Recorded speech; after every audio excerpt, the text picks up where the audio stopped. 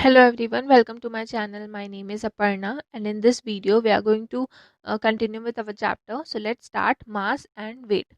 You know that inertia depends upon mass. The total quantity of materials in an object is known as its mass. If the total measure of the quantity of the object remains unchanged, then the mass of that object remains constant at all positions. Mostly, we measure an object on the basis of its mass. For example, 2 kg of rice, 1 kg of pulses, 3 kg of sugar, etc. If we take 2 kg mass of rice to the moon, we will find that the mass of rice will remain 2 kg on the moon as well. The SI unit of mass is kilogram. देखिए क्या है, जब हम inertia inertia जो है वो आपका मास के ऊपर डिपेंड करता है, ठीक है। इनर्शिया जो है वो आपका मास के ऊपर डिपेंड करता है। अब जो टोटल क्वांटिटी ऑफ मटेरियल है किसी भी ऑब्जेक्ट में, ठीक है, कितना मटेरियल यूज हो रहा है उसे ही क्या कहा जाता है, आपका मास कहा जाता है। अब जो टोटल मेजर है क्वांटिटी का, ठीक है, ऑब्जेक्ट जो टोटल मास जो होता है ऑब्जेक्ट का, वो हर पोजीशन पे क्या है, सेम रहता है। जैसे कि ज़्यादातर हम क्या है ऑब्जेक्ट को मेजर करते हैं, जैसे कि एग्जांपल क्या है, 2 किलो, 3 किलो, 1 किलो, ठीक है। आपको एग्जांपल दिया है 2 kilo, 2 kg of rice, 1 kilo of pulses, ठीक है। तो इस तरीके से हम क्या करते हैं, मेजरमेंट करते हैं। अगर हम इस 2 kg राइस को चांद पे भी लेके जाते हैं तो वो क्या रहेगा, फिक्स्ड रहेगा, उसका जो मास है वो हमेशा फिक्स्ड रहेगा, मून में भी। तो एसआई यूनिट क्या है मास का, आपका किलोग्राम है, ठीक है। क्या है एसआई यूनिट, आपका मास का किलोग्राम है। The force by which an object is attracted towards the earth is called the weight of an object. The SI unit of weight is newton, ठीक है। अब जो फोर्स है, ठीक है, फोर्स जो कि अट्रैक्ट करता है किसी भी ऑब्जेक्ट को, जो ऐसे फोर्स जो कि अट्रैक्ट कर रहा है किसी ऑब्जेक्ट को अर्थ की तरफ, ठीक है, जो फोर्स किसी भी ऑब्जेक्ट को अर्थ की तरफ अट्रैक्ट कर रहा है उसे क्या कहा जाता है, वेट ऑफ एन ऑब्जेक्ट, ठीक है। क्या है वो, वेट ऑफ एन ऑब्जेक्ट है। अब इसका एसआई यूनिट जो है वो क्या है, आपका न्यूटन है, ठीक है। क्या है एसआई यूनिट, न्यूटन है। From the equation 6 we know that the earth exerts a force mg on an object of mass m kg placed at a certain position on earth. That means the weight of the object having m kg mass will be mg on that particular position on earth. Do you think the weight of an object will be same at all positions on earth? Will the weight of the object remain constant on the earth, moon and the sun? ठीक है। अब यहाँ कर हम equation 6 देखेंगे तो equation 6 से हमको पता चलता है कि फोर्स जो है वो आपका एम जी जो है, ठीक है, फोर्स क्या होता है, F is equals to M G होता है। तो यहाँ पर फोर्स क्या, मतलब किसी मास वाले ऑब्जेक्ट में यहाँ पर फोर्स जो है वो लग रहा है। हम किसी एक सर्टन, मतलब एक किसी पोजीशन पे अगर हम अर्थ के किसी भी पोजीशन पे अगर हम कोई मास रख देते हैं तो वहां पर क्या लगता है, आपका एक फोर्स एक्सर्ट होता है, एक फोर्स अर्थ खींचता है, जो कि जिसको हम ग्रेविटेशनल फोर्स के नाम से जानते हैं, ठीक है। अब यहाँ पर इसका मतलब क्या है कि वेट जो है ऑब्जेक्ट, किसी भी ऑब्जेक्ट का जो वेट है वो क्या हो रहा है, डिपेंड कर रहा है उसके फोर्स पर, कितना फोर्स उसके ऊपर अप्लाई हो रहा है, मास के ऊपर, फोर्स के ऊपर, ठीक है। तो क्या आपको ऐसा लगता है कि अब अर्थ पे हर जगह पे जब भी हम जाते हैं, ठीक है, किसी भी जगह पर हम जाएंगे तो किसी भी ऑब्जेक्ट का जो वेट है वो हमेशा सेम रहेगा? क्या हम अगर उस ऑब्जेक्ट को अर्थ पर लेके जाते हैं, मून पे लेके जाते हैं या सन पे लेके जाते हैं तो उसका वेट सेम ही रहेगा, ये यहाँ पर बोल रहा है। नेक्स्ट आपको यहाँ पर कुछ क्वेश्चंस दिए हुए हैं। नेक्स्ट फिर आपका आता है centre of gravity. You might have seen a child और अ person walking on a thick rope in a fair or somehow near your house. How does that person balance himself on that rope? While walking on the rope, he spreads both of his hands or takes support from a horizontal stick in his hand. Have you ever wondered why he does this? ठीक है, देखिए हम लोगों ने देखा होगा कि ये आपका एक पिक्चर दी हुआ है, ठीक है। अब यहाँ पर इस तरीके से आपका जो पोल्स हैं वो खड़े रहते हैं और बीच में जो रोप है उसमें कोई भी चलता है, ठीक है। आप ज़्यादातर ये चीज़ें हम सर्कस पे देखते हैं। तो ये क्या है आपका, जो ऐसे ये जो चलता है, कोई भी ये चलता है वो अपना अपने आप को बैलेंस कैसे करता है रोप में, ठीक है। और साथ में उसके उसके हाथ में ये स्टिक क्यों होती है, या तो वो स्टिक होती है या फिर क्या होता है आपका, वो हाथ को फैला के रखता है जिसकी वजह से वो गिरे ना। तो ऐसा क्यों होता है वो यहाँ पर बताया जा रहा है, ठीक है। उसके बाद में आपको यहाँ पर कुछ एक्टिविटीज दी हुई है, जैसे कि आपको बोला जा रहा है कि आप चेयर पे बैठिए बिना बेंड हुए, ठीक है।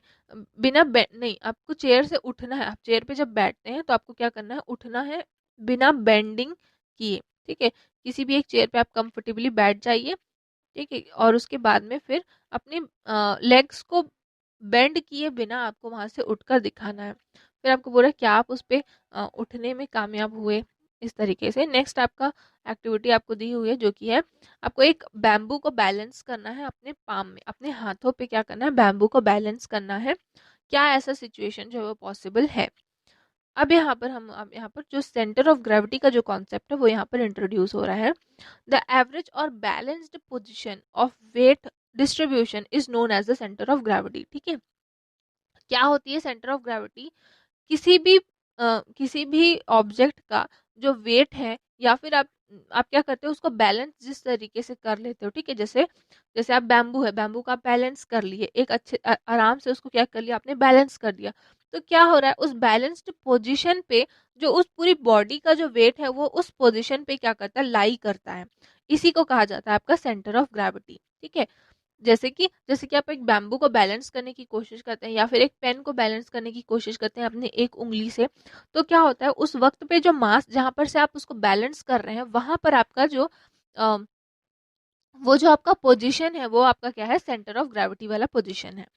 The point there the total weight of the object appears to be concentrated at is called centre of gravity, ठीक है। वो पॉइंट सेंटर ऑफ ग्रेविटी क्या है, ऐसा पॉइंट जिसमें उस ऑब्जेक्ट का, उस पूरी बॉडी का टोटल वेट जो है वो उस अ, एक पॉइंट पे क्या हो जाता है, कंसंट्रेट हो जाता है, अपीयर होता है, उसे ही कहा जाता है आपका सेंटर ऑफ ग्रेविटी, ठीक है। नेक्स्ट आपको एक और एक्टिविटी आपको दी हुई है सेंटर ऑफ ग्रेविटी के लिए ही। सेंटर ऑफ ग्रेविटी निकालने के लिए आपको बोला है कि एक आपको मीटर स्केल लेना है, उसमें आपको एक अपना इंडेक्स फिंगर यूज करना है और उसको हॉरिजॉन्टली बैलेंस करने की कोशिश करनी है अलग अलग पॉइंट्स से। और उसके बाद में फिर आपको पहले मिडिल, मतलब मिडिल पॉइंट पे किस तरीके से वो बैलेंस होता है, और उसके बाद क्या होता है, इस तरीके से अलग अलग पॉइंट पे आपको सेंटर ऑफ ग्रेविटी को मेजर, मतलब बैलेंस करना है और देखना है। The centre of gravity of an object having fixed shape is at its centre, ठीक है। The complete weight of the scale is considered to be concentrated at that point. By just giving a support to that particular point, the complete scale can be supported, ठीक है। अब अगर हम कोई ऐसे object की बात करें जो कि सिमेट्रिकल है, ठीक है। जैसे कि आपका सिमेट्रिकल है मीन्स अगर हम उसको बीच से काट देते हैं तो आपका इधर भी इक्वल होगा, मीन्स लेफ्ट साइड भी इक्वल होगा और राइट साइड में भी इक्वल होगा, दोनों ही क्या होंगे, बैलेंस्ड फॉर्म पे होंगे। तो ऐसे जो ऑब्जेक्ट रहते हैं उसकी सेंटर ऑफ ग्रेविटी हमेशा सेंटर पे लाई करती है, ठीक है। अगर कोई ऑब्जेक्ट सिमेट्रिकल है, ठीक है, कोई ऑब्जेक्ट सिमेट्रिकल है तो उसकी सेंटर ऑफ ग्रेविटी हमेशा सेंटर पे लाई करेगी। जिस तरीके से यहाँ पर आपको क्या है, एक स्केल का मेजरमेंट आपको लिया, तो स्केल अगर आप बड़ा वाला स्केल जब हम यूज करते हैं तो वो आपका 30 सेंटीमीटर का स्केल रहता है। तो अगर हम उसको बीच में, मतलब कि 30 सेंटीमीटर का स्केल है तो उसको हम 15 सेंटीमीटर से हम उसको जब बैलेंस करने की कोशिश करेंगे तो उसका सेंटर ऑफ ग्रेविटी हमको बीच में ही मिलेगा और आसानी से बैलेंस हो जाएगा। We can easily find the center of gravity of an object by balancing it. The small arrows shown in the figure represent the gravitational forces acting on the scale. The sum of all those forces is equivalent to the resultant force of the center of gravity. अब देखिए, जब हम किसी भी object को balance कर लेते हैं तो हमको सेंटर ऑफ ग्रेविटी उस ऑब्जेक्ट की पता चल जाती है। अब यहाँ पर ये जो फिगर है उसमें जो स्मॉल आपको एरो दिख रहे हैं जो कि नीचे नीचे आपका नीचे की तरफ है, वो आपका यहाँ पर दिखा रहा है कि ये किस तरीके से ग्रेविटेशनल फोर्स उसको पुश कर रहा है, ठीक है। किस तरीके से वहां पर ग्रेविटेशनल फोर्स लग रहा है वो यहाँ पर शो कर रहा है। अब जो आपका जो भी यहाँ पर फोर्स, जितने भी फोर्स लग रहे हैं उन सब का जो सम है वो आपका क्या है, सेंटर ऑफ, मतलब जो रिजल्टेंट फोर्स है वो आपका सेंटर ऑफ ग्रेविटी शो करेगा, ठीक है। जैसे कि इस पे क्या क्या फोर्स लग रहे हैं, ग्रेविटेशनल फोर्स लग रहा है, तो ये हम लोगों ने यहाँ से इसको बैलेंस किया तो ये क्या हो गया, एक रिजल्टेंट फोर्स हो गया और यहाँ पर से ये बैलेंस हो गया। The complete wait of the scale is concentrated at this particular point, thus a single force acting at this point is upward direction balances out the meter scale. अब ये जो कंप्लीट वेट है, ठीक है, इस scale का जो complete wait है वो एक एक पर्टिकुलर पॉइंट पे क्या हो रहा है, कंसंट्रेट हो जा रहा है। इस वजह से यहाँ पर क्या है, एक सिंगल फोर्स एक्ट कर रहा है जो कि अपवर्ड डायरेक्शन पे है। How can we find out the centre of gravity of any object? The centre of gravity is of a freely suspended object is right below at its suspension. ठीक है, देखिए क्या बोल रहा है यहाँ पर कि अगर हम कोई ऐसा ऑब्जेक्ट है जो कि फ्रीली सस्पेंडेड, मतलब कहीं भी से भी इधर उधर फैला हुआ है, तो ऐसे ऐसे ऑब्जेक्ट का सेंटर ऑफ ग्रेविटी निकालने के लिए, ठीक है, उस वो क्या रहता है, सेंटर ऑफ ग्रेविटी ठीक उसके सस्पेंशन पॉइंट पे उसकी सेंटर ऑफ ग्रेविटी जो है वो लाई करती है। If vertical line passing through the point of suspension is drawn, then the center of gravity would lie somewhere on this line. To know its exact position, suspend the object from same point and draw another vertical line from that point. The point of coincidence of these two lines is the center of gravity. ठीक है, जैसे कि आपको यहाँ पर बोल रहा है कि अगर कोई ऑब्जेक्ट है जो कि आपका सिमेट्रिकल नहीं है और आपको इसका सेंटर ऑफ ग्रेविटी निकालना है, तो आपको बोल रहा है कि आप एक लाइन खींचे, एक लाइन एक जो सस्पेंशन का जो पोजीशन है वो आप उसका लाइन ड्रॉ करेंगे, दो तरीके से लाइन ड्रॉ करेंगे। अब ये जो पॉइंट है जहाँ पर कोइंसाइड कर रहा है वहाँ पर आपका सेंटर ऑफ ग्रेविटी जो है वो लाई करेगा। Similarly the centre of gravity of a walking person on a rope is right in his center. By taking support from a long wooden stick, he tries to shift the center of gravity towards so that he can easily walk on the rope. ठीक है, अब यहाँ पर क्या हो रहा है, जो वॉक करते हैं, जो रोप पे जो वॉक करते हैं, ठीक है, रस्सी पे जो लोग वॉक करते हैं उनके बारे में यहाँ पर आपको बताया किस तरीके से वो अपने आप को बैलेंस करते हैं।